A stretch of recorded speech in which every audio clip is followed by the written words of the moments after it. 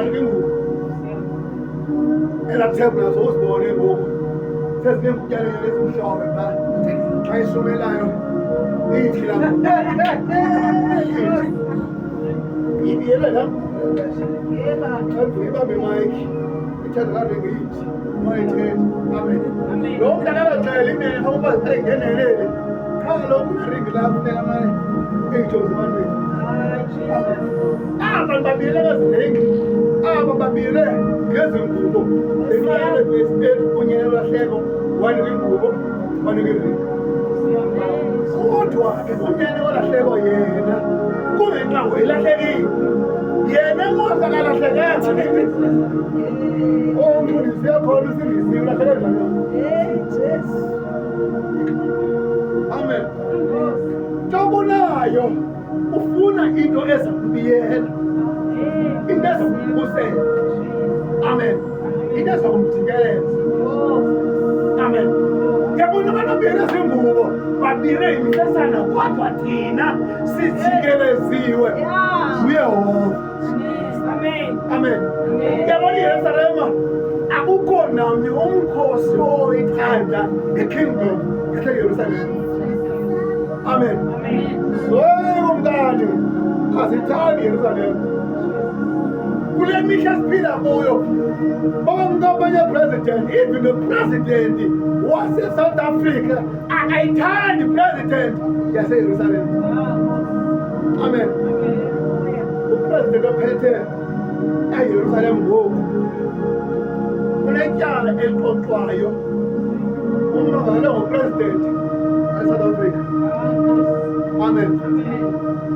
upresident ophethe eyerusalema unolizwe elincinci ulamanye amazwe kodwa uyena upresident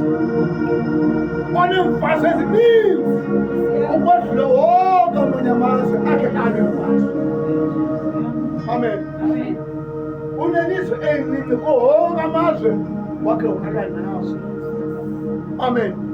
ha iyerusalema ibiyele zithathu amen bathi beyizame ingazameki bathi befuna ingafumaneki bathi beyibona uba bengayiboni bathi beyibhombise bengabhombeki futhi abanye igemu ngo-2023 2024 2025 kwathi kuthunyeleni izibhamba ezihamba ngomoya kwelizwe zikosho kwali zandi sesemoyeni aveza nyama ezaphela njalo zifile zandi sezomakhoba amen amen because iyerusalema ibiyele zintaba kodwa uJehova usibiyele thina amen so that means abantu abahleliyo eyerusalema ndake nafuna ibhayibheli kumncele zenzo yathi sinaso hlalani eyerusalema nide nabathiswe amen inihlalani phi eyerusalema nide nabathiswe that means abantu abahleliyo eyerusalema bathi bayambathiswa sususwa suvume xa kwinto elisuku enkonzweni hlala eyerusalema uzombonisa amandla amen ngoba iyerusalema yindawo ebiyelwe zintaba wena njeba iyerusalema yendawo ubiyelwe ngubani nguthixo meaning nabantu abaseyerusalema babiyelwe ngubani nguthixo amen ukusuka namhlanje ifemeli yakho ibiyelwe wathi amen ukusuka namhlanje uthixo ukubiyele wathi amen uthixo ubiyele wena abantwana bathi amen akabiyelanga nje ukujikelezile amen ngokumhlanje kuyasibiyela izimvu ezingaphakathi but kube nesango amen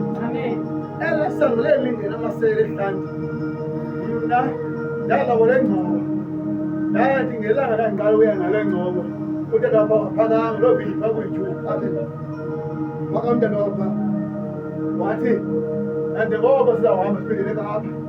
ngibonile ubuhlande bezabo nobile le-10 case yesokelo sithengele nawo nibile sizawushiya noba uhlanzela ibube nabo nexoba yabona bekele ndicinga uba andikafika engcobo kodwa ngoku ndiyazibona ndifikile engcobo kwaba uthende ngobiwo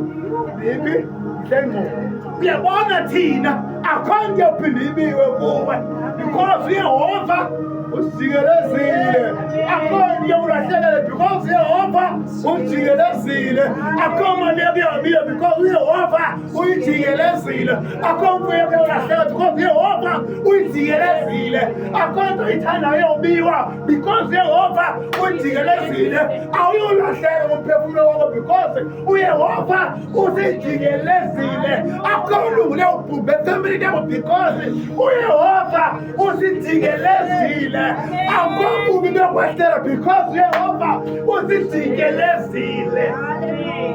Amen. Lithe kuyiplazi lingabiya likhulu kodwa liba negate amasela aphuma phakathi la gate kodwa Yehova ihlobo sibiyele ngayo akho gate uYehova ihlobo sibiyele ngayo akho nefestile uYehova ihlobo sibiyele ngalo akho endawo yokhona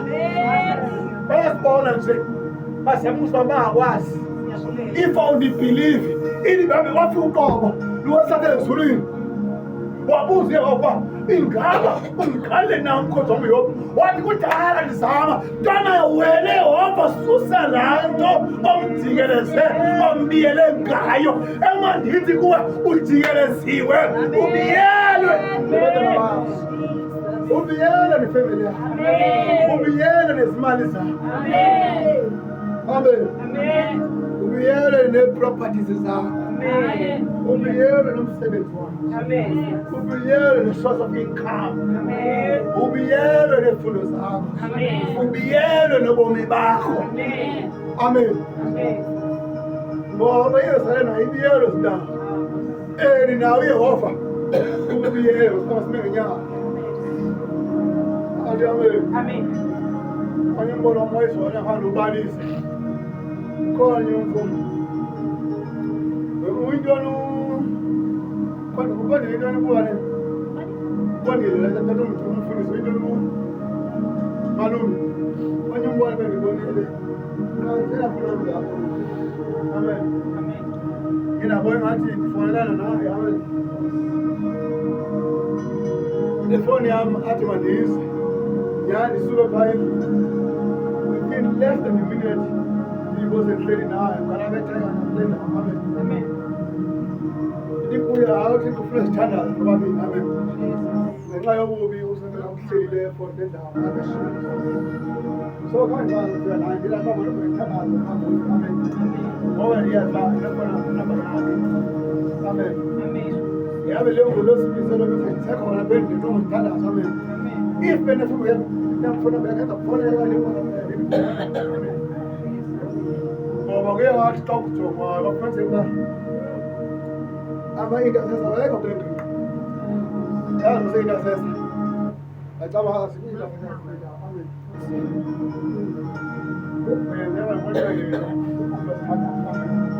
qanele kube ngenambari yakhe ngenkomo ndithetha ngokwami amen nabo ndiyathandaza ukuthi cela wathi kuba yimi kule ndawo icebo sibena ngeliphambili thabalale khathi yabo amen